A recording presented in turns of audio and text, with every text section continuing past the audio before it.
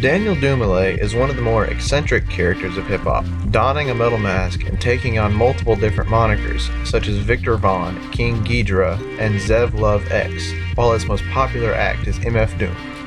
Dumile explains the eccentricities of his appearance in an interview with the Red Bull Music Academy.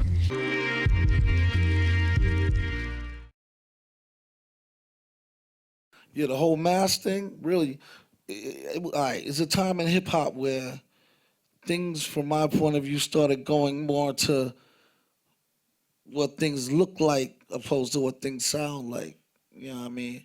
Before, we ain't know what MCs look like until we went to the party and seen them rocking, you know what I'm saying? Or seen them, most of the time you see them rock on at a show before you even knew, you know what I'm saying?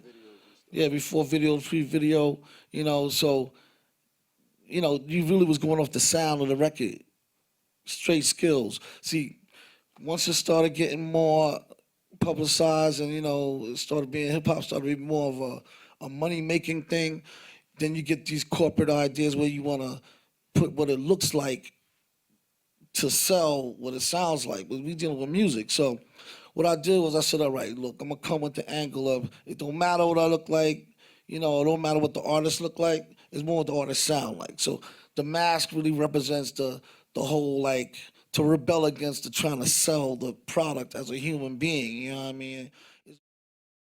Dumile was born in southeast London, England on January 9, 1971, though shortly afterward, he and his family moved to Long Island, New York, where Dumile began to expand his musical horizons by taking on the name Zev Love X and forming the group KND, which was an acronym for A Positive Cause in a Much Damaged Society.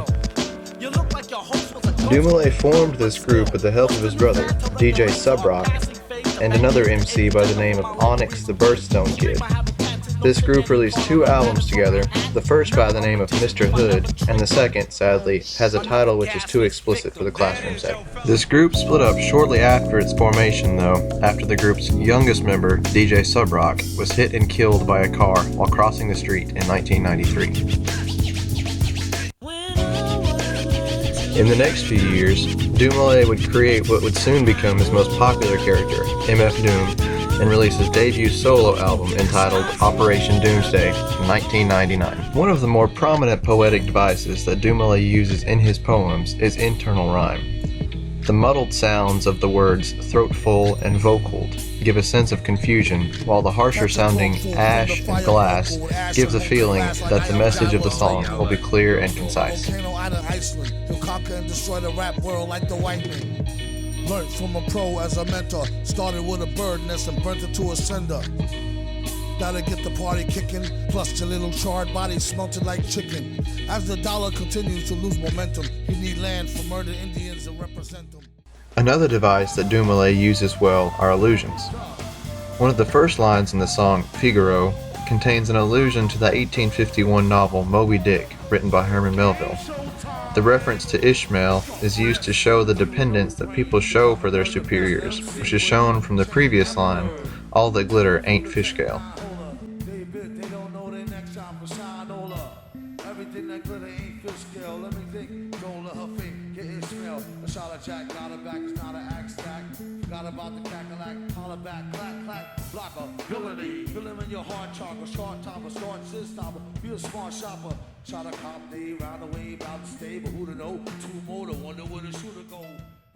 A third poetic device that Dumile uses often is similes.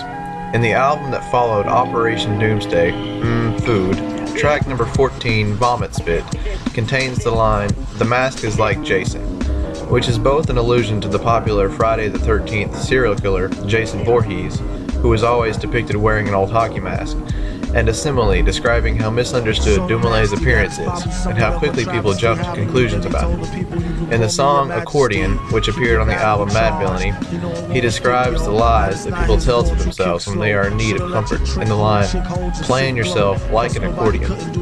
Dumile also reveals his more confident and cocky side by comparing the greatest story ever told to his lyrical prowess in the same song. Talk about my mom, Joe. Sometimes he rhyme quick, sometimes he rhyme slow, or vice versa.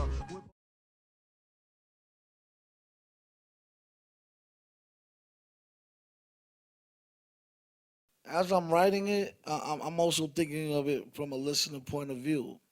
So I try to make it to where I could catch myself off guard. Like you wanna keep the story interesting. Like soon as somebody thinks they know what you're gonna say, that's part of the essence of rhyming. Is to keep everybody kind of off guard a little. So I take that and I stretch it with these different things. Like leave one word blank. Knowing that the listener is following along and will fill in that blank, like how I'm following along and will fill in the blank. But always put the word that you would least expect, or what they think might be there is not there, but it still makes sense in another way. It keeps the story interesting. You know what I'm saying? Like where you can match wits with the. It's almost like keeping a good conversation with the listener, where you can match wits with them. It makes it more fun to me. So I try to keep it as entertaining for somebody else who will be listening to it down the line, even, and like it really puts a sense of longevity to the record as well, to where you never know what the dude's gonna say, so you want to hear it again. Another oddity of Dumile's is that he makes use of multiple different characters to help get his point across, the first of which goes by the name of Victor Vaughn. Compared to Dumile's other characters, Victor Vaughn is much more explicit and angry. Victor has released 2 albums, the first by the name of Vaudeville Villain in 2003, and the second being Venomous Villain in 2004. Dumile's second character goes by the name of King Ghidra. King Ghidra is based on the monster who appears in the Godzilla movies by the same phonic name. As King Ghidra, Dumile released one album entitled Take Me to Your Leader in 2003. In addition to his many solo projects, Dumile has also engaged in a large number of collaborative projects involving himself and either another producer or rapper who he performs with. For instance, Dumile and producer Gennaro Jarrell teamed up to form the duo of JJ Doom, who released their album Key to the Cuffs in 2012 under the Lex Records Limited record label. This album featured artists like Damon Albarn, the musician who is the creative influence behind the group Gorillaz. Another collaborative project by the name of Danger Doom was the work of Dumile and a producer named Danger Mouse, who is known for producing for other artists such as The Black Keys, Jack White, and CeeLo Green. The pair released one album together titled The Mouse and the Mask in 2005. This album featured other artists such as the Wu-Tang Clan member Ghostface Killah, CeeLo Green, and American rapper and producer Talib Kweli. Dumile's third and most critically acclaimed collaborative project was named Madvillain. Madvillain was the product of the producer Madlib and Dumile's musical abilities.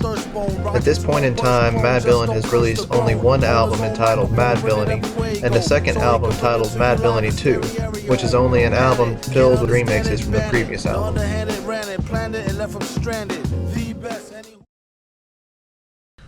Dumile, being an independent underground artist, doesn't receive much of the spotlight, considering the highest point that he has ever reached on the Billboard 200 was number 90, but he is well respected among the other veterans of hip-hop, as well as the majority of music critics. Pitchfork Music calls Operation Doomsday an instant classic, for instance. The Rolling Stone magazine praised him for his unique lyrical style. Rhyme stronger than Popeye with the spinach out. Gangster like the fraud, but courageous cat and Minnie Mouse. Yeah, baby, I'm tripping and it's just a cartoon of you. But I got chills when I heard Abdul flip the Scooby-Doo. And I might be bugging, but it seemed to me that cartoons be realer than reality TV. They inspire my decision to be open and listen, but folks